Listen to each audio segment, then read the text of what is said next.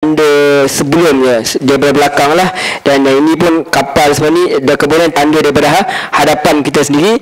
Dan akhirnya setelah datang ketiga tanda tadi, dalil an-naqli iaitu Quran, dalil akli iaitu alam sekeliling, dan juga kisah daripada belakang, maka apa yang berlaku kepada mereka tidak mahu berfikir. Sebab apa? Mereka tidak menggunakan kemampuan yang sepatutnya mereka ada ini untuk berfikir. Mereka tak guna. Allah jadikan manusia ni lain daripada makhluk yang lain. Makhluk lain ada otak tak? Macam haiwan ada otak, ada. Tapi dia fungsi tak otak dah? Saya tak tahu. Fungsi lah kot. Tapi untuk makan, untuk minum, kalau tak fungsi, kenapa pula ada otak tu kan? Kalau kata kamu ni tak ada otak, ada otak tapi tak berfungsi je. Jadi bila kita lihat apa pula sebab Allah kata afala taqilun, kenapa kamu tak mengerti, kamu tafakirun, kenapa kamu tak berfikir? Sebab Allah suruh kita berfikir. Orang yang paling takut kepada Allah ialah ulul albab. Orang sepatutnya, kalau dalam Quran Allah cerita, dia ingat Allah ketika berbaring, dia ingat Allah ketika berdiri, dia ingat Allah ketika duduk. Semuanya dilihat kepada alam sekeliling, alam sekitar, semuanya dilihat dan nampak kebesaran Allah. Sebab tu sepatutnya kita nak ubah cara kita pemikiran kita mulai hari ini, saat ini. Bila kita lihat apa saja, seolah-olah kita ni adalah orang-orang yang anak-anak yang orang-orang yang sedia untuk pergi ke syurga lah. Seolah-olah setiap apa yang ada di depan kita ni adalah tazkirah, khutbah buat kita. Kita tengok pada pokok, oh inilah aku esok keluar daripada tanah. Kita tengok matahari, oh inilah matahari yang akan jatuh nanti. Ya, ini langit, oh inilah langit yang Allah tahan daripada dia jatuh. Satu hari ini dia akan retak, dia akan hilang. Bukanlah kita hidup dalam ketakutan, fobia ke apa, tak. Tapi kita hidup dalam keadaan berhati-hati. Jangan semua orang takut duduk rumah pun kipas boleh jatuh juga. Tapi yang penting adalah kita hidup dalam keadaan full of awareness lah. Sebab tu khusyuk. Bukan masa khusyuk tak ingat satu dunia tak. Nabi dengar orang budak nangis apa semua, Nabi dengar, tapi dia concentrate lah. Dia punya otak dia tidak melayang. Dia tak teringat lah ikan kering apa. Kadang kita semayang, saya lah selalu jadi masa tu lah dengan nak semayang dah angkat takbir baru ingat, alamak syir mata tertinggal tempat wuduk lah. Stres betul bila benda tu berlaku. Dan satu ada guru saya kata, kalau barang kau hilang senang je, kau buat semayang sunat. Bukan sebab semayang sunat tu, sebelum semayang sunat tu lah dia kata lah, bukanlah kata kena buat. Sebut dah angkat takbir dia, Allah Akbar, wah, orang tertinggal kat sana. Sebab syaitan yang mesti kacau. Dia mesti bagi tahu, barang kat sana. Sebelum tu puas mencari, lepas tu baru teringat. Jadi itu cerita lah. Tapi menunjukkan bahawa Allah SWT ni, kalau sepatutnya kita berjalan kepada alam sekeliling ni, sepatutnya membuat kita semakin dekat kepada Allah SWT. Itu ayat tanda-tanda kebesaran Allah SWT. So Allah ajak lagi mereka ni orang yang buat sajak, mereka ni orang yang buat syair. Sepatutnya mereka orang yang berfikir. Kadang-kadang orang Arab ni mereka tengok pada sekali, mereka buat syair pasal unta, mereka buat syair pasal kekasih, mereka buat syair pasal matahari semua. So Allah kata, daripada kalian buat benda tu okey bagus, kalian suka mengkaji, tapi di samping buat benda itu saja, ingatlah apa yang kalian tulis itu ada sebenarnya berkait dengan Allah SWT. Begitu juga saintis. Jadi saintis, bukan semua orang kena jadi ustaz mengajar. Semua profession ustaz. So sakit nak jumpa ustaz. Pening, ustaz pun pening. Ustaz sakit jantung lah. Bukan saya tak lah, minta tak lah. Tiba nak jumpa siapa? Sebab tu kena ada anak-anak yang dihantar jadi saintis ke apa, tapi bekalkan mereka dengan bekalan yang secukupnya, iaitu agama. Quran sepatutnya bukan jadi orang kata tukar profession sekarang jadi ustaz. Tidak. Tapi apa? Dia di Quran sepatutnya ada dalam jiwa semua manusia, semua insan. Bukanlah kita kena semua tahu ni perbezaan pandangan macam semua kita tahu daripada segi fiqh, tak. Asas dia at least kita tahu. Asas-asas dalam Quran ni sepatutnya kita dah baca daripada kulit ke kulit tu, kemudian kita belajar sedikit sebanyak, sepatutnya kita dah faham lah. Supaya apa? Supaya bila kita pergi ke mana pun, kita adalah roh atau manusia yang bergerak dengan didikan, dengan panduan daripada Al-Quran tu. So manual kita adalah Al-Quran. So kata Allah, wa idza qila lahum ittaqu ma baina ma'aidaikum wa ma khalfakum la'allakum turhamun. Kata Allah SWT, dan apabila dikatakan kepada mereka, takutlah kamu akan azab yang di hadapanmu, yakni di dunia lagi, dan azab yang akan datang agar kamu mendapat rahmat. Bila Allah kata takut, Allah suruh kita takut. Kita kalau mak kita kata takutlah, kalau tak pergi sekolah takut, apa maksudnya kita akan dapat?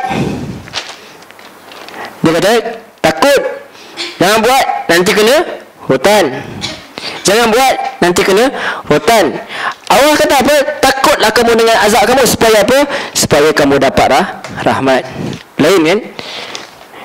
Jangan buat, supaya apa? Kalau kamu tak buat ni, nanti kamu dapat rahmat. Allah kata jangan buat. Kalau tak buat ni nanti aku azab. Ada ayat lain ada. Tapi bila kita buat Yasin, banyaknya sepatutnya orang yang baca Yasin ni, kita baca Yasin berulang-ulang ni, sepatutnya kita kata kita tak boleh putus asa langsung dengan rahmat Allah. Hampir mustahil untuk orang yang baca Yasin sepatutnya untuk putus asa dengan rahmat Allah. Saya tak tahu berapa kali lah cerita pasal rahmat dia. Sepatutnya. Tapi jangan pada tiba-tiba ada Yasin rahmat pula. Yasin Mubin dah ada Yasin rahmat pula. Tak. Tapi yang penting adalah kita kena tahu apakah kandungan yang Allah nak sampai kepada kita. Islam is full of rahmat. Baik kepada bangsa apa saja pun, baik kepada agama apa pun, Islam tak suruh kita bergaduh pun dengan sesiapa, melainkan kalau ada keperluan. Keperluan maksudnya bukan kerana benci, bukan kerana mempertahankan diri, kerana terpaksa, kerana apa, yang itulah yang lain. Itu ada juzuk-juzuk yang lain. Tapi yang keseluruhan daripada Al-Quran adalah rahmat. Bukan kata kita menerang kata tak ada Quran, tak ada, kadang-kadang kesilapan dia kata Quran tak ada jihad, tak ada perang langsung dalam Islam, tak ada. Itu salah lah. Ada bila ada keperluan. Kalau kita kata tak ada, maksud kita telah membatalkan sebahagian daripada ayat Quran. Tapi adakah full juzuk dia, keseluruhan dia adalah berkisar mengenai rahmat? Lebih banyak mengenai rahmat. Ada kata azab, mesti ada cerita rasa rahmat. Allah tak nak kalian diazab sebab apa? Sebab supaya kamu dapat rahmat. Kenapa Allah azab sebahagian daripada orang lain? Sebab Allah kesian kat orang lain. Orang lain tu dia semayang, dia sembah Allah, tak adil lah untuk dia. Tak adalah untuk dia dibiar, dia diganggu. So Allah azabkan sebahagian supaya orang yang mengikut Allah SWT ni boleh survive lah. Dia buat kerja dia seperti mana yang Allah nak. Kita dah fikir tak adilnya Allah azab orang-orang yang jahat ni, apa bahaya Allah yang jadikan. Habis yang dia ni pergi azab orang-orang yang baik ni, adil ke? Adil ke untuk orang yang zalim itu mengganggu orang-orang yang taat kepada Allah SWT? Yang itu kita tak fikir. Kita selalu menyalahkan Allah SWT, tapi kita lupa bahawa Allah itu bijaksana. Allah itu maha bijaksana. Allah tahu bagaimana nak uruskan makhluk dia. Yang penting kita yang buat kerja kita. Bila Allah kata wa idza qila lahum ittaqu, bertakwalah. Bila kata takut maksudnya bertakwalah kamu akan azab Allah. Apa maksud takwa? Takwa maksudnya ikut segala perintah Allah dan apa? Dan menjauhi larangan Allah. Bila kata bertakwa maksudnya kita takut ni bukan sekadar takut begitu-begitu je. Kita takut betul sebab kita aware of apa capability of kepuayaan Allah untuk buat kepada kita, dan kita takut betul kalau kita jauh daripada azab Allah, kita jauh daripada rahmat Allah SWT. Yang itu kita nak. So kita tahu Allah tu Ar-Rahman. Bila kita suka atau sayang kepada satu orang, sayang pada satu benda, kita tak nak berpisah daripada dia. Kita tak nak sakitkan hati dia. Kita tak nak orang kata biarkan dia benci dia. Begitulah dengan Allah SWT.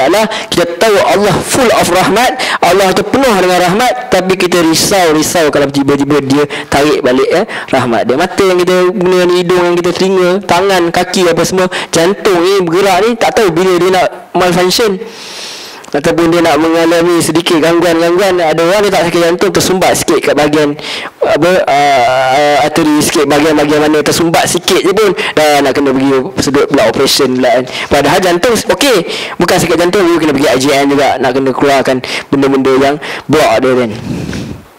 So kita ni everything is bawah kawalan Allah, program titik-titik bergerak kan. Jantung, ginjal apa semua. Risau kalau dia gagal berfungsi kan. Hari ni kita sihat, risau esok dah tak sihat dah. Semua Allah buat. Azab, betul kata azab tadi, azab di hadapanmu, azab belakang. Azab yang awal Allah putuskan apa yang bekalan yang kita hidup. Ada orang minum pakai straw, pakai apa, tiup, letak kat tiup. kita risau. Sebab apa? Sebab kalau Allah itu semua itu di bawah kawalan Allah. So Allah kata, tapi kita tak risau sampai kata kita bersangka buruk pula. Kita sentiasa ingat bahawa Allah dia tak akan zalim manusia. Itu penting. Allah tak akan zalim. Sebab Allah itu rahmat. Kerana kemudian Allah kata wa ma ta'tihim min ayati rabbihim illa kanu anha mu'ridin. Kata Allah, ada setiap kali satu tanda daripada tanda-tanda Tuhan datang kepada mereka selalu berpaling daripadanya. Maksud Allah SWT sini, Allah tempelak kepada orang-orang berdasarkan sejarah, berdasarkan sirah, berdasarkan pengetahuan Allah. Setiap kali datang ayat Allah, ayat dan Allah, tanda-tanda kebesaran, maksudnya apa? Setiap kali datang para Rasul Allah, para Rasul Allah datang, antara satu tafsiran, para Rasul datang kepada mereka, bawa ajak mereka supaya mengikut ajaran Allah, kembali kepada Allah, fitrah je, supaya mereka ini yang kata apa, tidak menghina diri mereka sendiri sebagai manusia ni. Kalau dia beriman betul, dia boleh tinggi daripada malaikat lagi. Tapi kalau dia teruk, dia boleh lebih teruk daripada haiwan. Jatuh martabat dia ke bawah. So Allah tak nak. Allah tengok Arab Quraisy, macam mana Arab Quraisy dia pergi tawaf, tak pergi tawaf bertelanjang. Kita sama-sama kita pergi simpul pun tak ada lah nak buat macam tu. Dia depan Kaabah pusing gitu. Kita boleh imagine tak benda tu berlaku. Kemudian dia bertepuk siul ni. Jadi dia orang yang jadi kita sebagai orang yang civilized, kalau kita tak ada agama pun sekurang-kurang kita bertamadun, kita tak buat ni tu macam kera kan. Tak buat. Tak ada orang yang ada akal yang waras untuk buat. So Allah datangkan tanda dia sebab apa? Rahmat, kesian. Ya Allah, kalau kita manusia tengok apa benda ni, apa kau buat ni. So Allah datangkan rahmat, kemudian tapi mereka selalu berpaling. Allah datangkan para Rasul, mereka tak dengar. Allah datangkan tanda-tanda daripada alam sekeliling. Kadang-kadang Allah datangkan bala bencana. Contoh pada Firaun, Allah datangkan belalang, taufan, darah semua. Kemudian mereka setiap kali mereka datangkan satu perkara, mereka minta kat Nabi Musa, angkatlah benda ni, minta kat Tuhan, kami akan beriman. Bila dia angkat, tak beriman. Begitu juga dalam surah Ad-Duhan diceritakan, dalam hadis diceritakan bahawa Nabi Muhammad SAW dia pernah minta doa supaya di Arab Quraisy ini, sebab dia mungkin tentang dia minta supaya didatangkan satu kemarau yang sama seperti mana di kemarau kena pada zaman Nabi Yusuf AS. Dan Allah bagi, Allah datangkan sehingga dalam hadis kata awan tu seolah-olah berasap. Tu surah Ad-Dukhan. Ada dua makna. Ada satu hari mengatakan bahawa zaman Nabi dah berlaku kan. Satu hari Dukhan tak akan berlaku lagi. Bila dekat nak kiamat nanti. Tanda kiamat besar nanti. Tapi Dukhan tu pernah berlaku tak? Dah pernah berlaku daripada zaman Nabi. Dia ditafsirkan dalam hadis tu, dia kata apa? Berlaku kemarau yang teruk sangat sampai mereka lihat dekat awan tu seolah-olah macam berasap lah. Tak tahu macam mana, macam jerubu zaman kita. Sampai kan dikatakan bahawa orang Quraisy terpaksa makan bangkai-bangkai pun. Dan dia kena kepada semua lah, bukan kepada orang kafir, kepada orang Islam sekali. Sebab tu sampai setahun benda tu berlarutan, sampai setahun datanglah delegasi ni jumpa Muhammad SAW, jumpa Rasulullah. Dia kata, kau tak kesian, lebih kurang macam tu lah, kau tak kesian kat kaum kau, apa kau dah buat kat kaum kau wahai Muhammad. Dia salahkan Nabi pula. Kita sebab dia nak pujuk Nabi, kata apa kau dah buat kepada kaum kau Muhammad, sikaplah benda ni, minta ke Allah angkatlah balik benda ni, nescaya kami akan beriman. Ada sirah yang menceritakan ketika itu berlaku macam tu, setahun berlaku. Kemudian apabila Nabi doa, dan hari situ hujan turun, sampai hujan tu sampai macam banyak terlebih pula hujan. Bila hujan terlebih, mereka doa pula, mereka minta Nabi supaya apa, berhentikan hujan tu lah, supaya Nabi doa ke Allah supaya berhenti. Akhirnya mereka tak apa-apa, tak beriman juga. Sampailah Nabi pergi hijrah ke Mekah, ke Madinah. So Allah kata, setiap kali satu tanda daripada tanda-tanda kebesaran Tuhan datang pada mereka akan apa? Mereka selalu mu'ridin. Sentiasa mereka berpaling, tak pandang dah. Kita sebab tu kita kata susah saja. Itu sebab Allah datangkan kisah pasal kapal tadi. Sebab ada ayat lain kata bila mereka atas kapal ditimpa ombak semua, mereka kata kami akan beriman. Sampai kat darat kami beriman. Tapi bila dah sampai darat mereka lupa. Kita pun sama, saya pun sama. Kadang-kadang bila kita sakit, dia kata kalau aku sihat dia boleh sembahyang tahajud semua. Sihat pun tak payah juga. Sihat sikit boleh aku puasa kan. Tapi tak puasa juga. Walaupun kita taklah sampai orang kata mensyirikkan Allah, menidakkan Allah, tapi kadang-kadang kita ada hasrat yang kadang-kadang bila kita sakit, kalau aku ada duit nanti aku nak bersedekah lah. Satu kalau guru saya kata, kalau para ulama kata, jangan tunggu nak kaya dulu baru nak sedekah. Sebab biasa kita kalau aku kaya bersedekah, tak ada lah tu. Dia kalau nak sekarang. Sebab tu setengah orang kata apa, kalau nak kaya itu adalah dengan cara kita bersedekah. Sebab Allah akan bagi berlipat-lipat ganda. Dan rezeki juga jangan disingkap, jangan disempitkan dengan orang kata material sahaja. Rezeki boleh datang dengan pelbagai bentuk. Rezeki boleh datang dalam bentuk anak, rezeki boleh dapat dalam bentuk pasangan yang baik, rezeki boleh datang dalam bentuk kesihatan, dalam bentuk ilmu, dalam bentuk kawan-kawan yang baik, environment yang selesa, aman, damai. Semua itu adalah rezeki. Tenang. Berapa ramai orang ada harta yang banyak tapi jiwa dia tidak tenang. Sebab tu kita tak minta, ya Allah, hanya minta ya Allah bagi harta kau banyak semata-mata begitu. Boleh tak minta harta banyak? Boleh. Tapi minta harta banyak yang ada barakah, ada keberkatan. Bila ada barakah, sebab tu Allah minta, Nabi sila ajar doa kepada anak-anak yang baru lahir ni, budak kecil-kecil ni, doa supaya dia ada anak yang ramai. Kita kata kecil kita minta dah anak ramai, pelik tu. Tak, doa awal lah. Doa awal-awal dan ada keberkatan. Bukan sekadar ramai je. Ramai tapi kalau semua dajjal buat apa? Ramai biar dia jadi orang-orang yang kata Nabi berbangga dengan umat aku yang ramai. Sebab tu kita lihat sekarang bangsa-bangsa lain pun, kebanyakan orang pun dah mula ramai. Dulu kat Singapura tak bagi apa semua, tapi sekarang diorang pun kat China pun sekarang dah ramai kan dah. Negara-negara mereka dah ramai sebab mereka tahu ada keperluan dia. Sebab apa?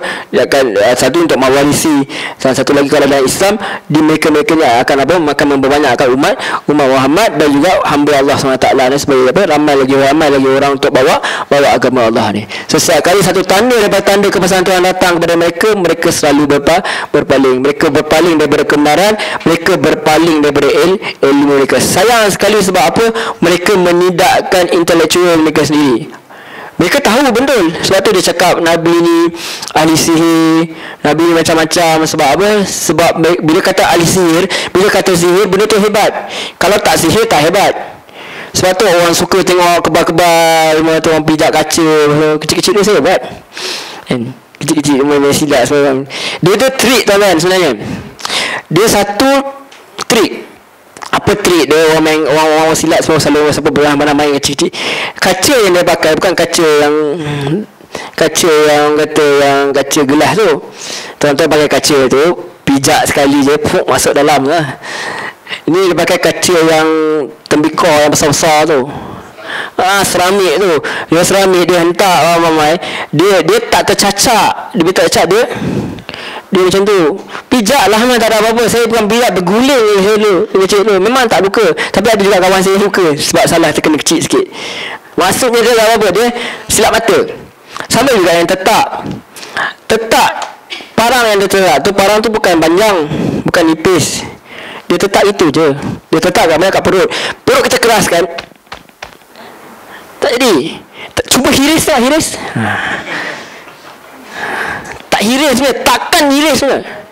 Kalau ada kat Indonesia ada yang belah lidah, tu sihir. Yang belah lidah sambung balik lah, tu sihir. Tapi kebanyakan yang di Malaysia ni banyak dia Debbie Copperfield lah. Debbie Blaine lah. Itu dia nak tunjuk pada kita bahawa setiap kali mereka mesti berpaling daripada kebenaran. So Allah lanjutkan.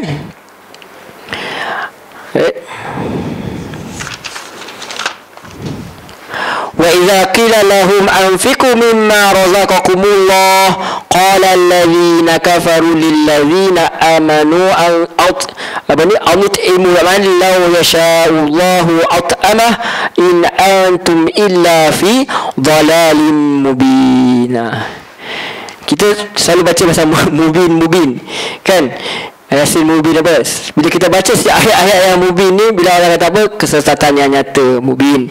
Yang mubin ni pula apa? Kesesatan yang nyata. Maksudnya kalau baca mubin takut sesat nanti. Taklah. Sebenarnya kita kena faham apa konteks ayat sebenarnya yang Allah nak sampai kepada kita. Sebab tu ayat immigration yang kita panggil sini, ayat lari daripada polis. Kalau ada polis marah kata, sepatutnya polis kena baca ayat ni. Supaya dia boleh tangkap pengumpat ramai sikit kan. Ada ke patut lari dari polis?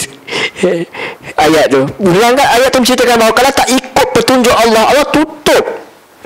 Kita tak masuk syurga, kita tak dapat rahmat Allah. Khatamallahu ala qulubihim. Kita boleh. Dalam hadis kan tu saya semalam, kalau kita buat satu maksiat, hati kita jadi tumpuk hitam. Akhirnya lama-lama susah, benda yang baik susah nak masuk. So Allah kata, dan apabila dikatakan kepada mereka, nafkahkanlah sebahagian daripada rezeki. Allah tak kata banyak, sebahagian sahaja. Bila dalam hadis lain, bila ditafsirkan pada hadis yang lain, dikatakan bahawa apa nak dinafkahkan? Nafkahkan benda yang berlebihan. Infak perkara yang berlebihan. Infak ni dia boleh berlaku kepada orang miskin juga. Infak juga kadang-kadang boleh berlaku kepada orang nak pergi belajar. Infak kadang-kadang kepada orang kaya bahkan boleh. Contohnya apa, dia keputusan dia seorang musafir dia bawa Porsche ke apa, tiba-tiba dia pergi shopping apa, dia ada kad dia, credit card. Biasa orang kaya bawa credit card je, dia tak bawa. Tiba-tiba dah bawa banyak barang-barang apa semua lah ni, kebetulan credit card tak ada, sistem down, bye-bye brother. Akhirnya dia jadi orang yang paling miskin kat situ.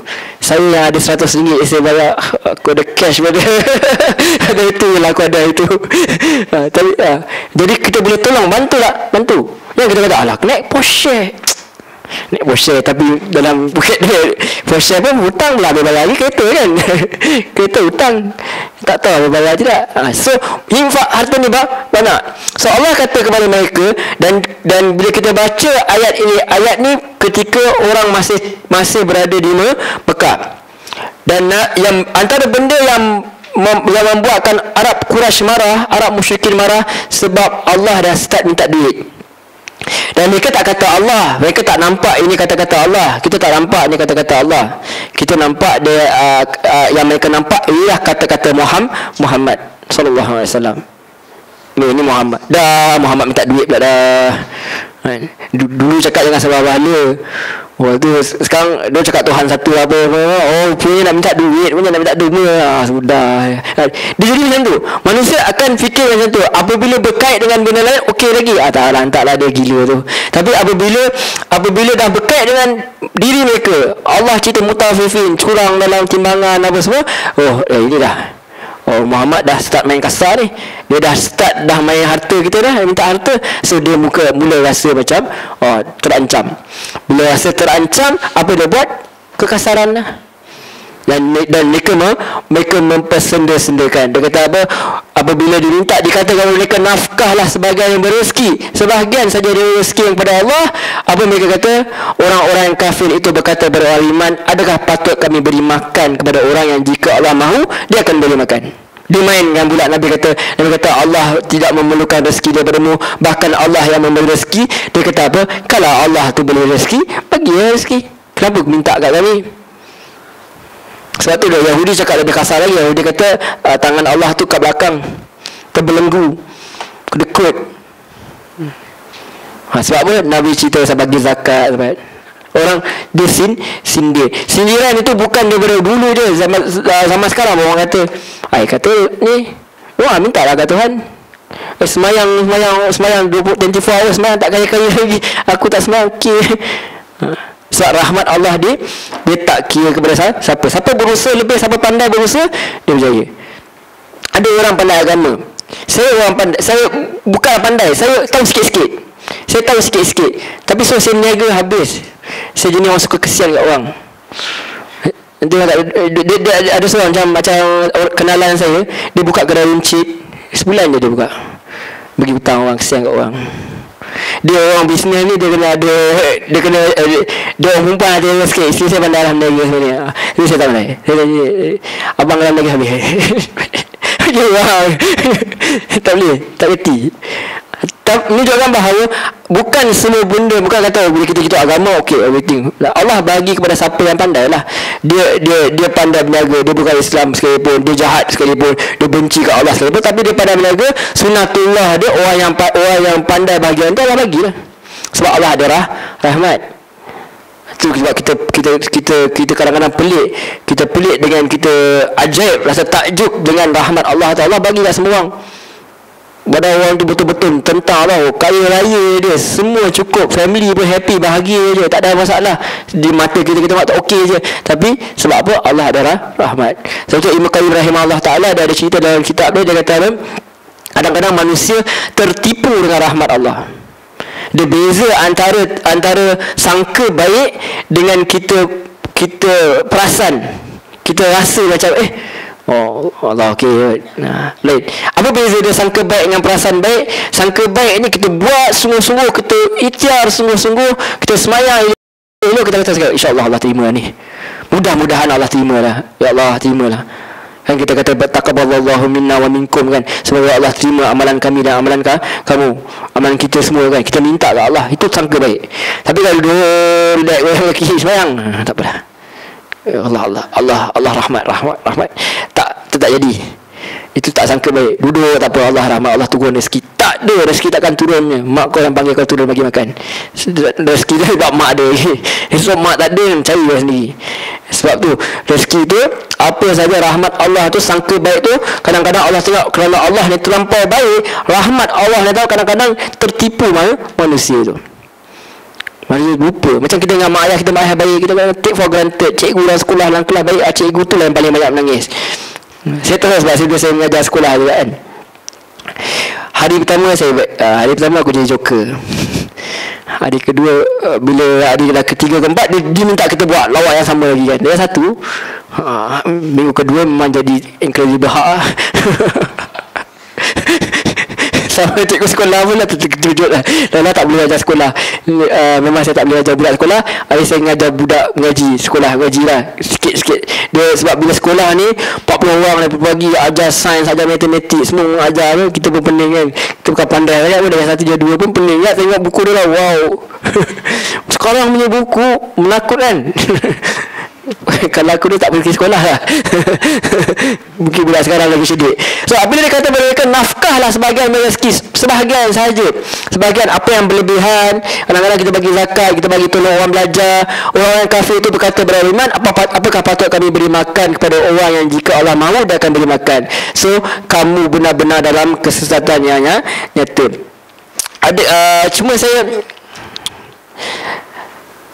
tak pasti kamu ini merujuk kepada apa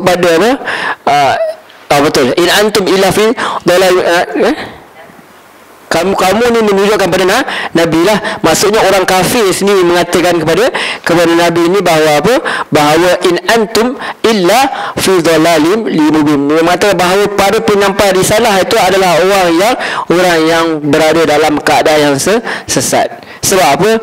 Dia seolah-olah nak cakap Nabi ini bawa satu perkara, dia kata Allah bagi rezeki, Allah bagi rahmat. Tiba-tiba Nabi buat satu yang terbalik daripada mengikut logik akal mereka. Dia kata minta pula kat kami. Tadi kata Allah bagi rezeki, tapi tiba-tiba mengatakan tiba-tiba minta pula dekat kita. So apa nak infak? Sebenarnya infak lah satu benda yang bila kita lihat, kita sendiri rasa suka kat benda tu. Kadang-kadang kita lihat kepada masa banjir, semua orang bagi kadang-kadang soking koyak, kasut sebelah lain, semua tak lain. Kadang-kadang sama belah kiri, kadang-kadang belah kanan. Dia bagi benda, dia bagi sampah. Macam maaf cakap, banyak berlaku orang-orang yang buat benda ni adalah mereka bagi barang-barang yang mereka sendiri pun tak nak pakai. Kata nak pakai cantik tak apa, okey. Tapi apa yang Islam ajar, nak bagi apa? Barang yang elok, barang yang baik, barang yang kita sayang.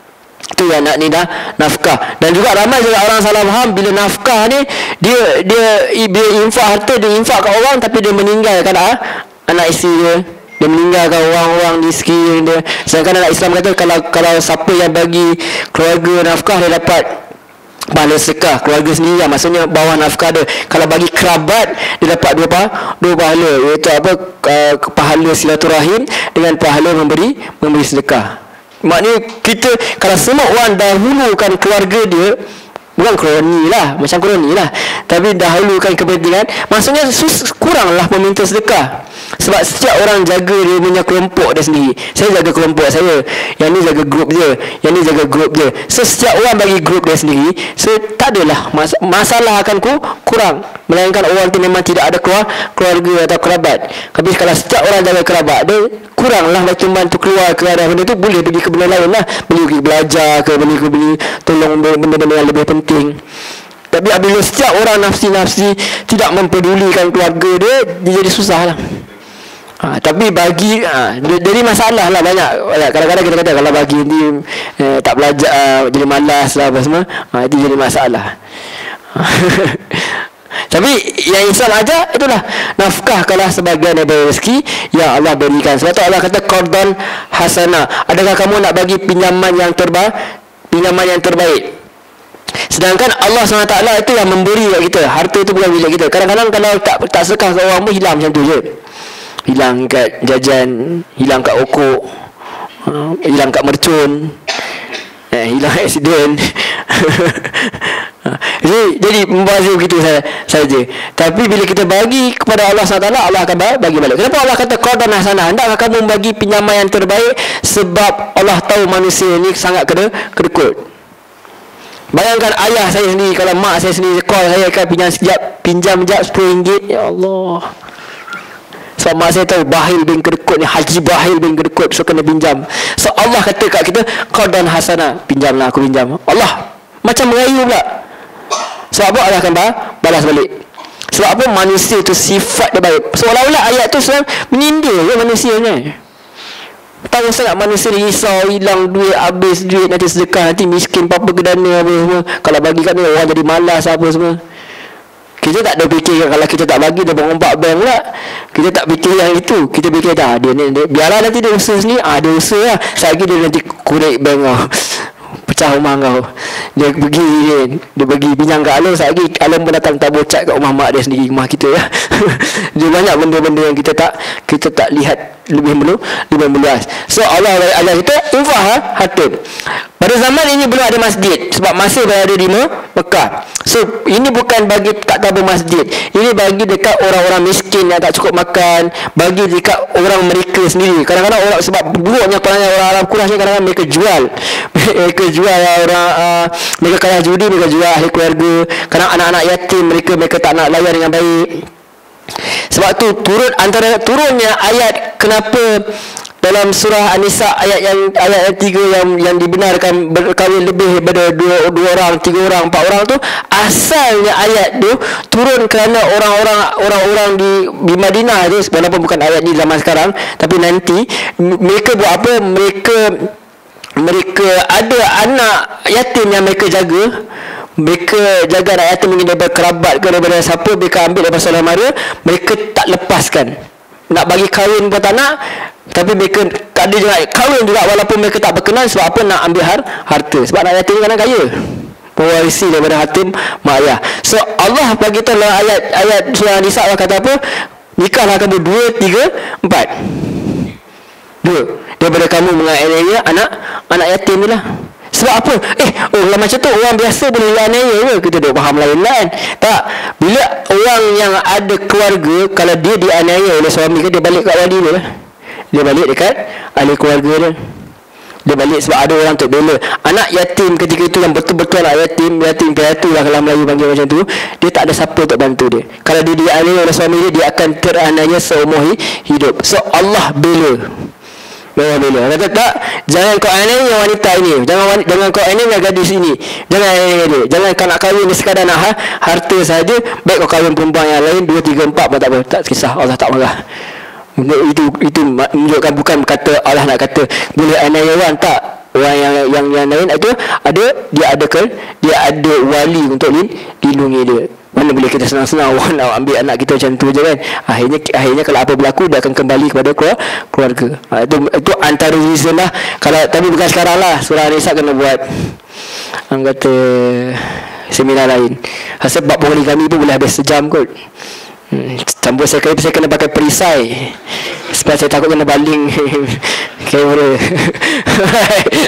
Okay, so boleh Dia pula kata Nabi, para Nabi ni, para Rasul ni dalam kisah nyata dia kata minta duit, kata Allah bagi rezeki, tapi sepatutnya Allah lah boleh bagi, kenapa minta kat kami, sedangkan duit ni kami yang cari sendiri. So dia kata keluar kepada para Nabi dan Rasul ni, mereka kata in antum, kepada Nabi Muhammad ni, in antum illa fi dhalalim mubin. Sahabat-sahabat ni pula yang digelar sebagai orang yang sesat, orang yang sesat dalam nyata. Pada hakikat yang sebenarnya adalah mereka lah orang-orang yang tersesat. Mereka lah dah diberi peringatan tapi mereka gagal untuk menerima peringatan dengan baik.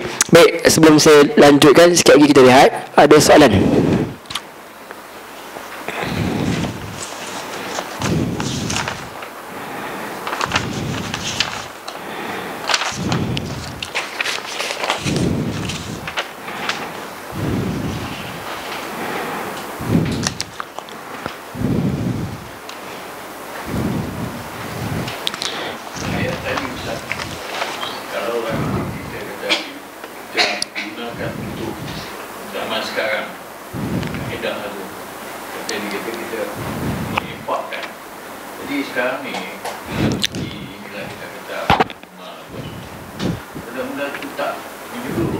Ya. Itu masalahnya. Tak dinafikan kerana sistem sebab sistem tidak menyuruh, yang bermaksud setiap individu pun kena menjalankan peranan dia lah. Di samping kalau orang boleh mengubah sistem tu lebih baik, tapi mustahil lah dalam masa yang terdekat. Sebab tu kebanyakan ada setengah negeri, contohnya di Kelantan atau di Perlis, mereka bayar, mereka boleh minta resip daripada jabatan agama, tapi mereka dibenarkan untuk distribute sendiri. Tapi kenapa mereka minta resip tu? Untuk lepas cukai tu. Kalau tak silap saya di Perlis dan di Kelantan, dululah lecturer saya cakap, lama dah, saya tak pasti masih berlaku tidak. Sebab tu masih ada pandangan yang mengatakan boleh kita bagi sendiri pun tanpa melalui pusat zakat. Tapi tak bagus sebab dia mengganggu autoriti lah, itu saja. Tapi kalau ada setengah negeri dibenarkan kita ambil daripada resip situ, tapi kita sendiri yang distribute. Kita cari orang-orang, cari asnaf kita sendiri. Sebab kita lebih kenal siapa asnaf kita. Sebab tu setengah-setengah tempat, alhamdulillah kita tengok macam di Kelantan, di Perlis pun, mereka kadang-kadang sultan dia turun sendiri kan. Dia punya tokoh kata dia punya ni pergi sendiri cari orang miskin dan beri. Even di wilayah persekutuan pun, sejak mufti wilayah ni Dr. Zikri Bakri tu, saya bagi dia thumbs up juga lah. Dia antara orang yang bergegas kat lah cari, dan juga dia mudahkan borang tu. Kalau macam orang terputus ke apa, ibu di Selangor pun ada borang yang boleh isi dengan sekejap kan, boleh dapat lah. Dan dia kena pergi, dan dia tak tanya banyak pun sangat. Dan banyak juga sebenarnya, walaupun kita lihat, cuma kadang-kadang saya kata kita tak adil juga kepada jabatan agama ni. Kadang-kadang report yang kita bagi tu adalah report yang berkisar dulu-dulunya. Sekarang ni mereka lepas dapat report, mereka dah berubah sikit, tapi kita tak give credit bahawa mereka dah buat pemberahuan lah. Mereka dah buat pembaik pulihan. Cuma taklah 100%, tapi dia berlaku. Kita lihat kepada mufti-mufti pun banyak juga, mufti-mufti dah cuba untuk memperbaiki keadaan. Tapi kadang-kadang macam orang kata, orang Melayu malah membaca. Zaman bila? Rasanya sekarang orang baca Facebook je hari. Lalu lawak je. Wallahualam. Tapi kita kena jalankan jugalah tanggungjawab kita semampu kita. Sila ada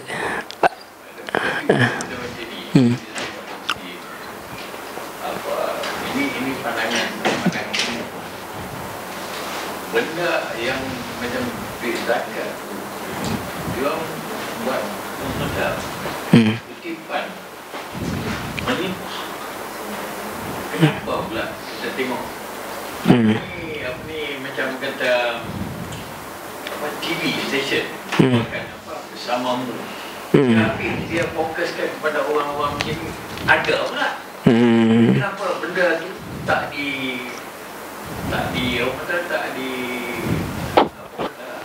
dapat apa macam daripada jabatan-jabatan ni? Yalah, itu masalah pengurusan lah tu. Masalah kita. Jawapan dia bagi senang. Anggota. Sebab tu antara ada asizah yang bagi jalan keluar untuk membuatkan supaya cara benda ni supaya organisasi itu berjalan ialah seolah-olah kita boikot dia, kita bagi sendiri. Bila kita bagi sendiri, akhirnya kutipan tu kurang. Bila kutipan kurang, baru tahu orang akan bergegas untuk buat something. Sebab tu ada negeri yang benar dah membenarkan untuk kita untuk bagi zakat sendiri. Banyak pun orang buat pun tanpa ni, tapi kebanyakan mereka tak dapat potongan cukai tu lah. Kalau dia bagi sendiri kan, walaupun setengah negeri benar kan, tapi ada yang memang tak bayar pun kepada ni, tapi dia bayar sendiri, dia buat sendiri. Itu infak lah. Itu bukan zakat. Tapi ini lebih kepada infak ni bukan spesifiknya zakat wajib saja. Infak ni boleh bagi sedekah apa. Jadi berkenaan pahala, memang kita pahala kita jalan walaupun dia tak menjalankan. Tapi buat pengurusan ni susah lah sikit nak cakap. Sebab orang yang ada kat dalam lah tahu berlaku. Tapi adakah kita pahala kita tak jalan kerana harta tu tak berjalan? Tak, pahala kita jalan. Tapi soal kita nak memilih nak bayar ikut saluran yang jabatan atau kita nak buat sendiri. Saya tak nak asuk siapa-siapa sebab dia rakam. Buatlah sendiri. Boleh pilih sendiri lah. Tanya saya lepas ni saya cerita. Wallahualam, saya rasa kita rehat dulu. Ada soalan lagi? Kalau tak ada soalan, dalam 10 minit nanti, 11-5 minit ke kita start balik. 10 minit saja. Okey. Subhanakallahumma wa bihamdi, asyhadu an la ilaha illa anta, astaghfiruka wa atubu ilaik. Assalamualaikum warahmatullahi wabarakatuh. Assalamualaikum warahmatullahi wabarakatuh. Alhamdulillahirabbil alamin, wassalatu wassalamu ala Rasulillah. Amma ba'. Alhamdulillah, kita dah masuk ke bahagian kelima, ayat yang ke berapa 48. Okey. Sekarang dah pukul 11 lebih. Okey, alhamdulillah. So, surah Yasin kita dah ikuti tadi. Allah bagi peringatan kepada mereka semualah supaya menginfakkan harta. Okay, pada zaman itu adalah ketika zaman ini dicerita situasi ketika itu adalah situasi ketika orang miskin ditindas lah, bahkan harta mereka diambil. Banyaklah pengurusan harta yang tak betul pada zaman itu. Dan sampai zaman sekarang pun amatlah menyedihkan. Kalau kita sentuh ayat ni, mesti kita akan teringat kepada gagalnya pengurusan harta itu. Jadi nak kata infak di sini bukan sekadar infak itu daripada orang yang memberi, tapi infak itu juga adalah orang yang diamanahkan untuk memberi itu. Dia perlu menjalankan amanah dia. Sebab apa? Kalau dia jalankan amanah dia, maka settle lah. Bukan sahaja orang yang menginfakkan harta, tapi orang yang, sebab tu kita kata ada orang yang dalam zakat pun dia ada sepatutnya orang yang memberi kan, orang yang menjalankan tugas itu. Sepatutnya orang yang menjalankan kena jalankan amanah dia. Kalau tidak, masih lagi orang memberi, orang ikut ayat Allah, tapi orang yang memegang itu tidak ikut ayat Allah, jadi masalah. Sebab tu kalau ayat itu diturunkan, bukan saja diturunkan kepada satu individu sahaja, dia sebenarnya diturunkan kepada semua. Sama ada dia pemimpin, dia orang berjawatan, dia orang ada jawatan dalam jabatan, sepatutnya semuanya menjalankan tugas. Kalau dia jalankan tugas, dia selamat.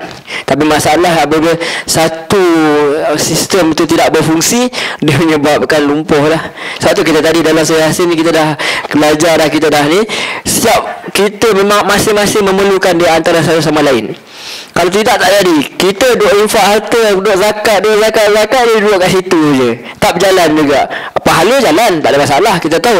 Tapi masyarakat tak berubah. Sebab tu kita dah kata ni, setiap benda tu berpasangan. Setiap tu azwaj memerlukan di antara satu sama lain. Satu sistem gagal berfungsi, habis. Kita ni macam planet sebenarnya. Planet dia jalan. Dia gagal, satu sistem gagal fungsi, habis. Semua sistem kita hancur, rosak. Begitulah manusia.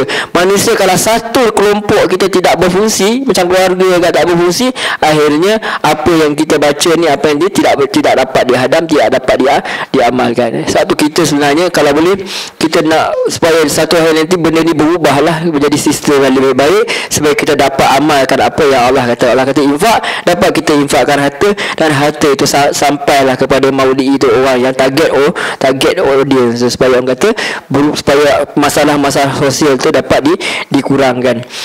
Wallahu a'lam. Baik, setelah Allah sentuh mengenai harta mereka, Allah sentuh mengenai bulan, matahari, kapal, benda-benda yang sepatutnya mengancam diri mereka, sepatutnya memberi ingatkan diri mereka bahawa Allah itu dengan penuh rahmat. Setelah Allah ditentang dengan pelbagai tuduhan.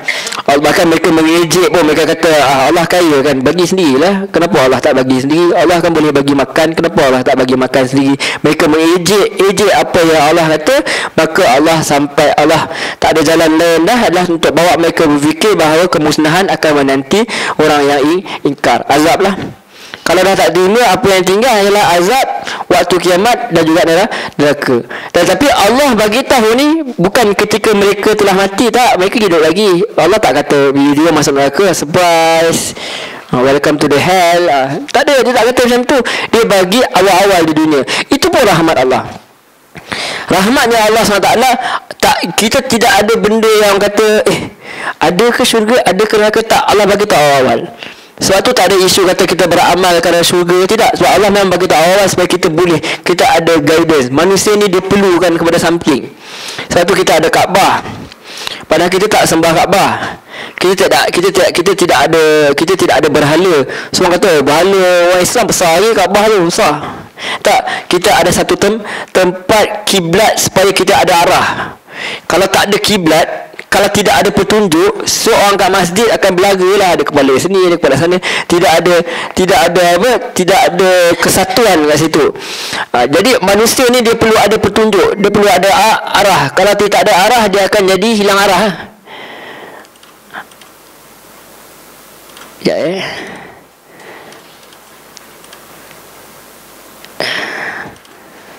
Jadi itu yang Allah nak bagi tahu. Itu sepatutnya manusia ini dia ada guidance. Jadi kita manusia ini dia tidak menyembah Kaabah apa, dia ada kiblat saja, tanda saja. So Allah dah bagi kita macam-macam tanda. Itu tanda datang daripada belakang, daripada hadapan, daripada sirah, daripada depan mata kita sendiri, supaya manusia itu menggerakkan akal dia untuk pergi kepada Allah. Tetapi apabila dia gagal menggunakan kurniaan Allah tu dengan baik, maka akhirnya Allah akan datangkan kemusnahan. Sama ada dia beriman atau tak beriman, kemusnahan tetap akan datang. Itu tetap akan datang. Cuma siapa yang melihat kemusnahan itu Allah pilih. Itu rahmat Allah SWT. Kita semua akan pergi pada mahsyar. Semua akan melihat matahari yang akan berada dekat atas kita. Semua akan ada. Allah akan ganti dengan matahari yang baru. Bukan matahari sekarang ni. Kalau matahari sekarang ni, dia dah akan hancur. Allah akan buat. Seperti mana Allah akan bangkitkan manusia, Allah akan buat benda yang matahari yang baru. Esok kat akhirat matahari lain. Yang sekarang pun dah cukup panas dah.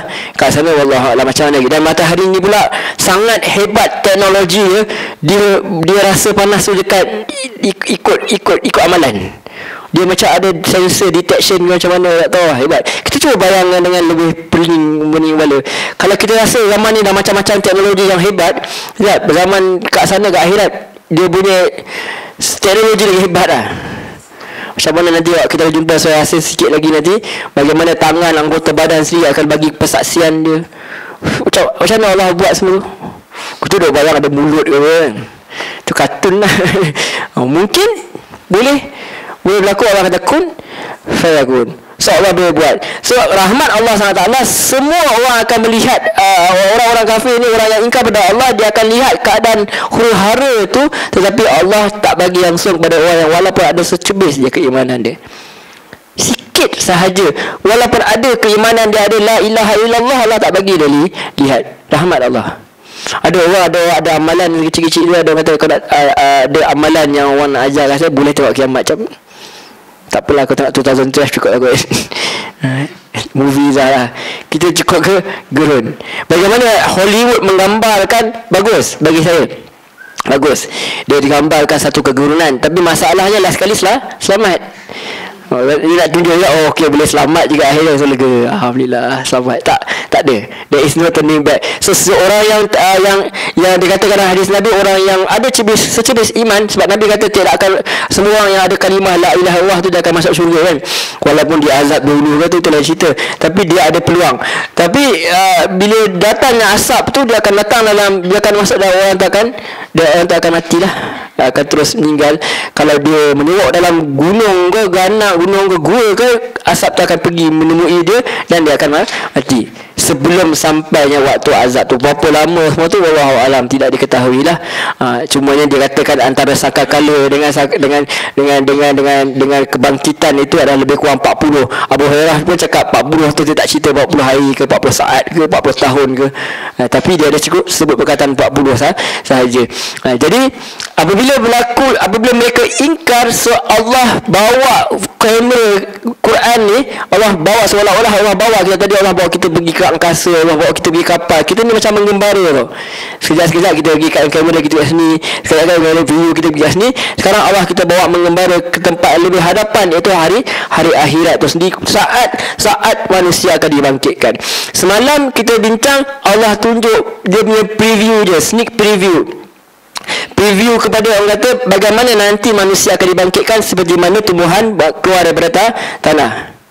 Sebab tu bagi biji benih, kata makan biji tu, teringat oh akhirat ni, teringat ni aku akan dibangkitkan ni, teringat, sepatutnya begitu.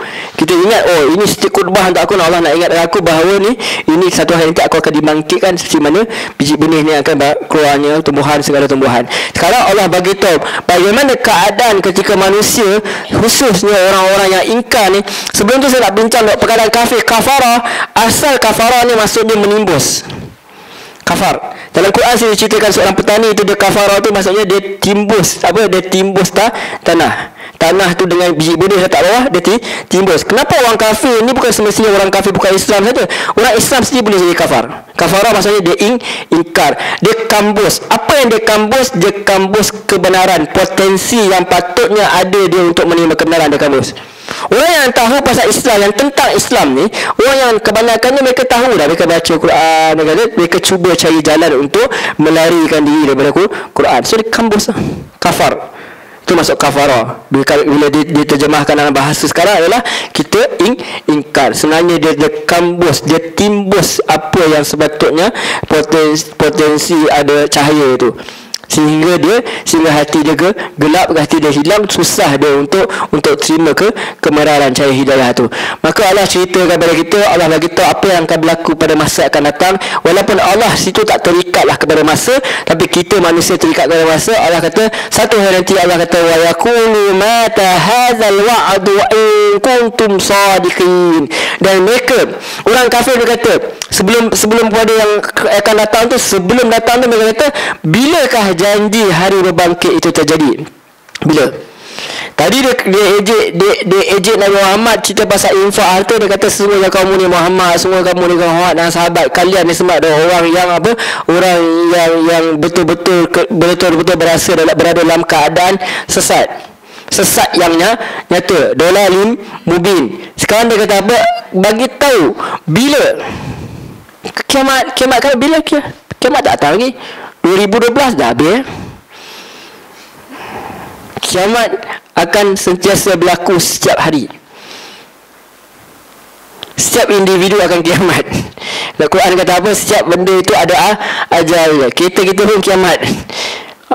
Semua akan kiamat. Kiamat kecil. Kita dah sibuk fikir mengenai kiamat yang besar yang akan datang, bila batas saah, bila kiamat, tapi kita lupa bahawa kita mendekati kiamat kita setiap hari. Umur kita bukan semakin bertambah, umur kita semakin berkurang setiap hari. Orang yang kerja dalam bidang yang berbahaya, contohnya orang kerja bomba ke, ataupun dia orang tentera, dia polis ke apa, mereka tahu bahawa nyawa mereka sentiasa dalam keadaan bahaya. Contoh orang pergi meronda, semua kita banyak dengar cerita polis yang meronda, di kadang-kadang ada orang tabur asid lah apa semua. Kalau di negara kita di luar